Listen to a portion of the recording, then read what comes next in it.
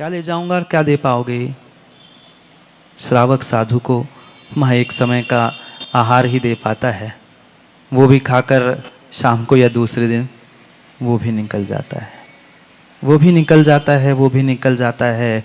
हम सोचे विचार करें, सोचे विचार करें, क्योंकि तीनों श्लोकों में आचार्य भगवंत अपनी लघुता प्रदर्शित करते हुए आभारी होने का प्रयास कर रहे हैं कि मैंने तो मात्र अपने क्षयोक्षम का प्रयोग करते हुए ये आराधना सार लिख डाला, मेरी भावना थी, मेरी इच्छा थी, मैंने सुना भी डाला, मैंने प्रवचन भी कर लिए, पर कितनी कितनी कितनी महानता वे आचार्य देवसेन स्वामी कह रहे हैं। सोचो तो, एक इंसान उपकार नहीं मान पाता अपने माँ बाप का, अपने बड़े इंसानों का, अपने गुरुजनों का, अपने प्रभु का, अपने जिंदगी का, और इतने बड़े महान आचार्य देवसेन स्वामी उपकार मान रहे हैं कि जो मुनिराज इस ग्रंथ पर प्रवचन करेगा, जो मुनिराज सोचना विचार करना, अभी पढ़ेंगे श्लोक हम कुछ मिनटों में, जो मुनिराज, जो श्रावक इस ग्रंथ पे प्रवचन करेगा, उपदेश देगा, उस साधु की भी मैं वंदना करता हूं।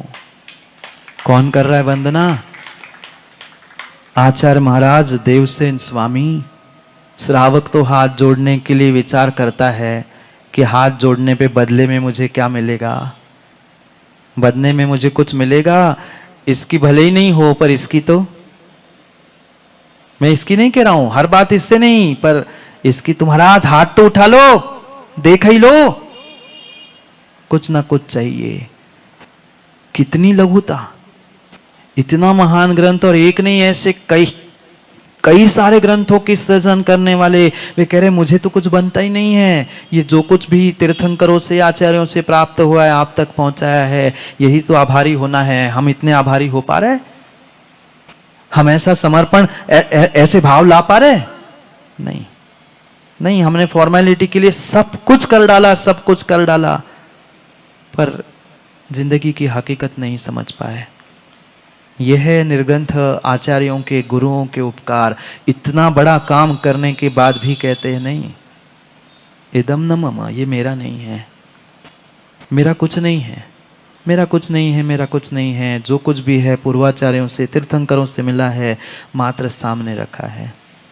हकीकत यही है, मैंने भी कुछ नहीं दिया, मैंने भी कुछ नहीं दिया। पंकज भाई, जो कुछ भी गुरु भगवंतों से प्राप्त हुआ वह आप तक पहुंचाने का प्रयास किया। वह भी समय था, मुझे याद है, आप लोगों को, नागपुर वालों को हो नहीं हो, बहुत कम लोगों को मनीष भाई याद होगा, 2013 का समय। बहुत सारे तो जानते भी नहीं थे कि नहीं थे, क्या थे, कैसे थे, वो मायने नहीं रखता, पर कहने का उद्देश्य और अभिप्राय यही है कि 2013 या उसके पहले या 2016 तक भी हमें ढंग से हिंदी भी बोलना नहीं आती, अभी भी नहीं आती, पर ये सब कुछ उपकार गुरुओं के है, ये सब कुछ उपकार जिनवाणी और प्रभु के है। मेरा कुछ नहीं है, मेरा कुछ नहीं है, मेरा कुछ नहीं है। आप तो बहुत कुछ और बहुत कुछ पढ़े लिखे हो, है कि नहीं? उस दिन मैंने बताया था, याद है? बहुत आप लोग पढ़े लिखे हो, हम तो पढ़े लिखे कम हैं, लिखे पढ़े ज़्यादा है। हम जो लिखे हैं बस पढ़ के सुनाते हैं, ट्रांसमिट करते हैं, ट्रांसलेट कर लेते हैं आपकी भाषा में, बस हमारा भी कोई कर्तृत्व नहीं है। और जहाँ हम कर्तृत्व लेकर जिएंगे वहाँ माँ दुख के अलावा कुछ नहीं मिलेगा। कर्तव्यों का पालन करो, घर की जिम्मेदारी, परिवार की जिम्मेदारी, धर्म की जिम्मेदारी, सबकी जिम्मेदारी निभाओ, पर ये कर्तव्य भाव करके करो, कर्तृत्व भाव नहीं। ये मेरा कर्तव्य था, ये मेरा कर्तव्य था, मैंने अपना काम किया, भाई तेरा पुण्य तेरा पाप तू जाने, तेरा काम जाने।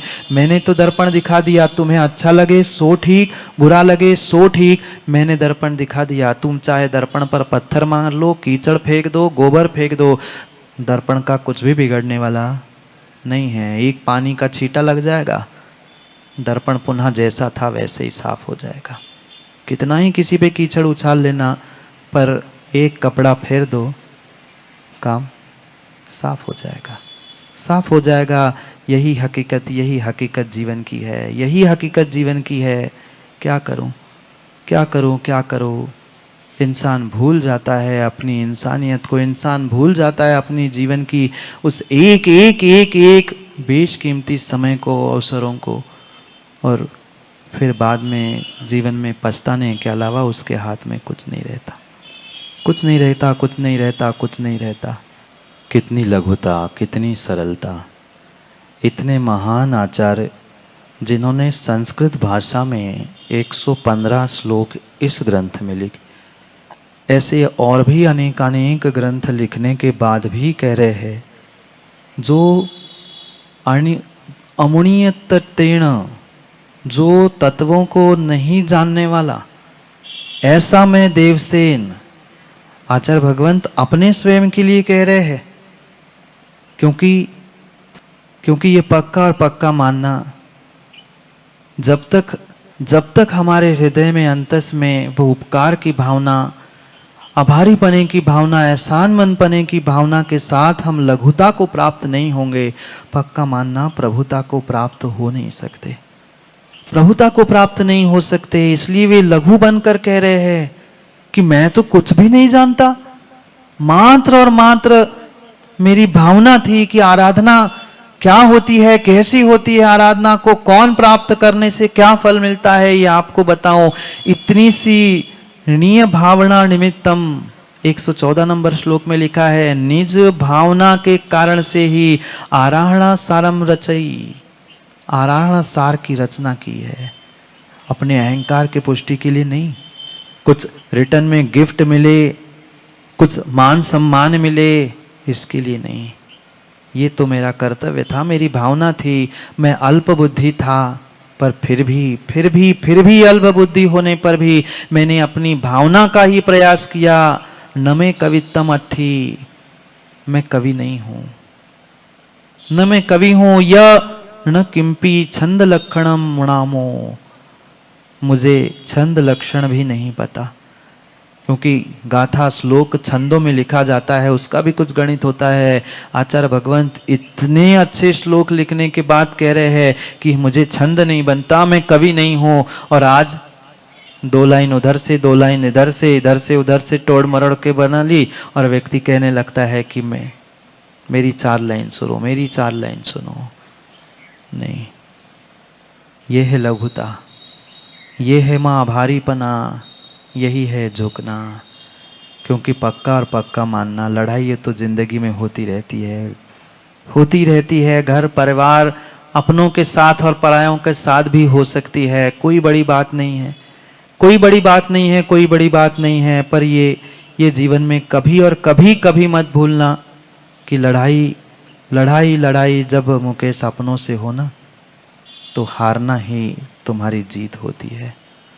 लड़ाई जब अपनों से होती है तो मां हारना ही अपनी जीत होती है, क्योंकि चाहे हम जीते, चाहे हमारा जीते, जीत तो आखिरी हमारी है। हमें तो गुरु ने यही सिखाया है, चाहे तुम जीतो, चाहे पराया जीते, जीत तो तुम्हारे धर्म की ही है। इसलिए अपनों से कभी बात हो, अपनों से कभी रेस हो, अपनों से कभी जीतने की बात हो, अपनों की कभी बुराई हो, तो अपनों की बुराई ना कहते हुए उनको जिता देना, उनको आगे कर देना, तो उसके पीछे है ही जीत, तो तेरी वैसी धर्म की हो रही है। पर इंसान दूसरों से एक बार हार मानने तैयार है, पर अपनों से हम कैसे?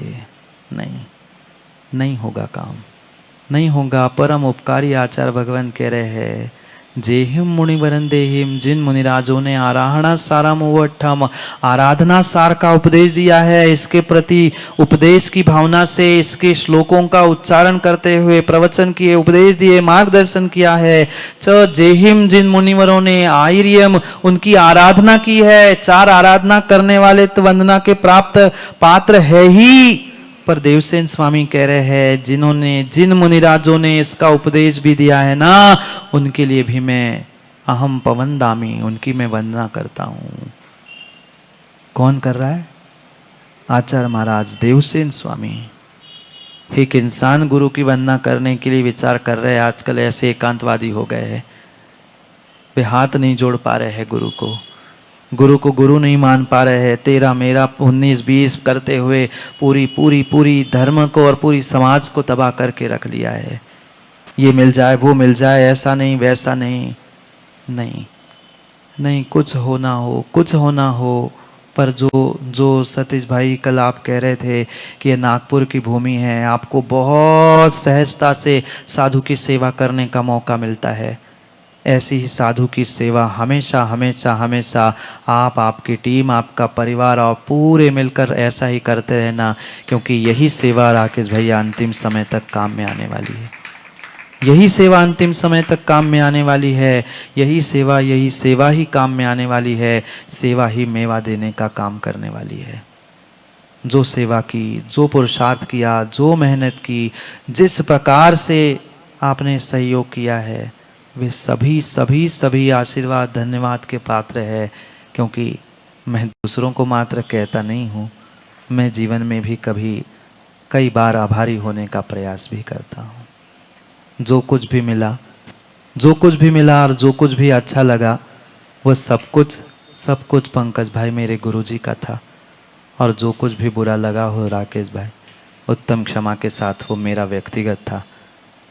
क्योंकि पता नहीं कल रहे ना रहे हम, पर याद आएंगे ये पल। कल रहे ना रहे हम, अशोक याद आएंगे ये पल। आएंगे, किसी को अच्छे और किसी को बुरे। क्योंकि खट्टा मीठा ही जिंदगी का स्वाद है। जिंदगी का स्वाद ही खट्टा मीठा होता है। जिसको जैसा पसंद है वो वैसा ही खाता है। जिसको खट्टा पसंद है वो जिंदगी भी खट्टी ही दृष्टांतों को लेकर जीता है। और जिसको मीठा पसंद है वो मीठी बातों को याद करते हुए खट्टी मीठी जिंदगी का आनंद लेता है। जिंदगी है, समय है, समय भी हो गया है, समय भी हो गया है। आचार्य भगवंत कह रहे हैं अंतिम श्लोक में, पंकज भाई बस 2 मिनट में पूरा कर ही ले रहा हूँ। तत्वों को नहीं जानने वाला मैं, जो कुछ भी मुझसे कहा गया है निश्चय से ये मेरी भूल है। अगर कोई आगम के विरुद्ध लगा है तो मुनिराज आचार्य भगवंत ज्ञानी लोग सोहंतु उसका शोधन करे। ये मात्र देवसेन स्वामी नहीं कह रहे, ये मैं भी कह रहा हूँ। बहुत सारे समाज के प्रतिनिधि है सुबोध जी। अगर कोई विरुद्ध लगा हो, किसी को क्षोभ हुआ हो, किसी का बहुत ज़्यादा खर्चा हुआ हो, तो उत्तम क्षमा के साथ, पता नहीं पुनः कब कहाँ कैसे हम इस आगम को, जिनवाणी को सुनने का प्रयास करें। क्योंकि मैंने भी गुरुजी से संकल्प किया था कि गुरुजी जितना संभव है उतना अधिक से अधिक आगम के ग्रंथों में ही प्रवचन करूँगा।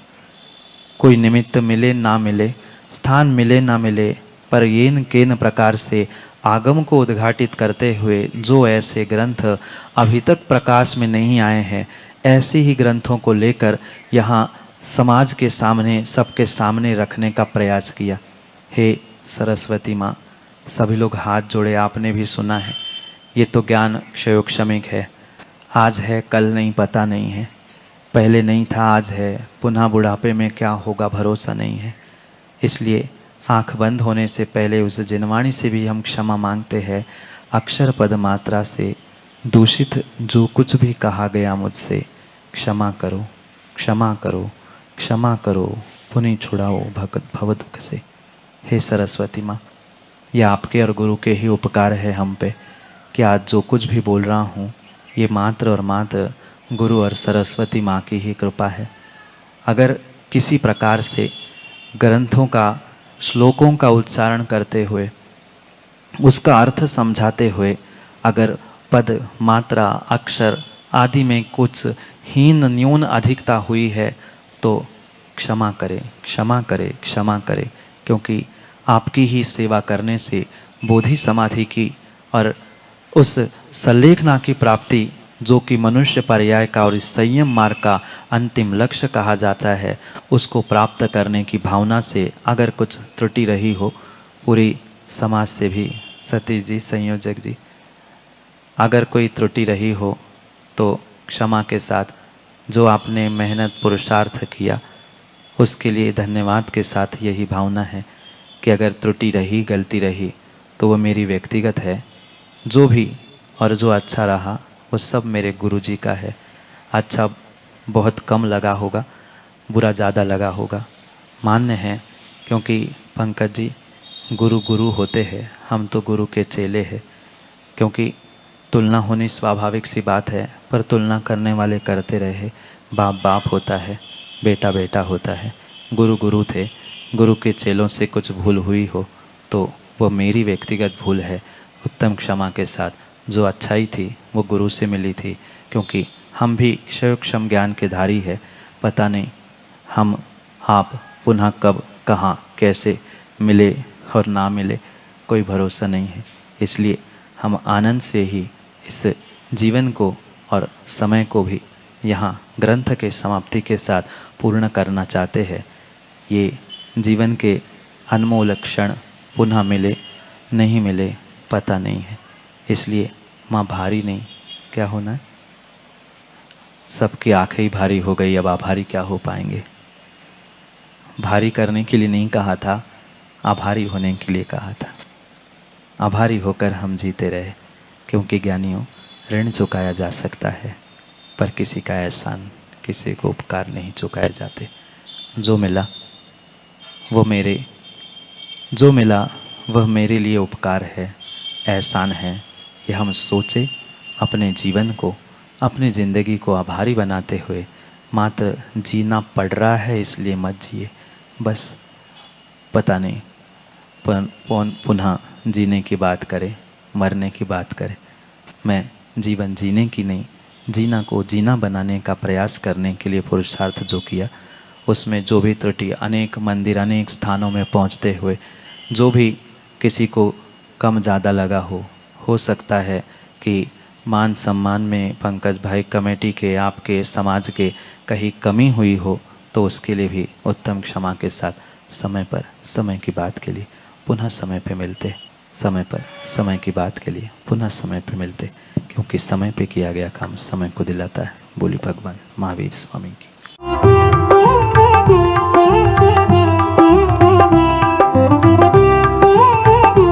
इस शनिवार विद्या ग्रंथ में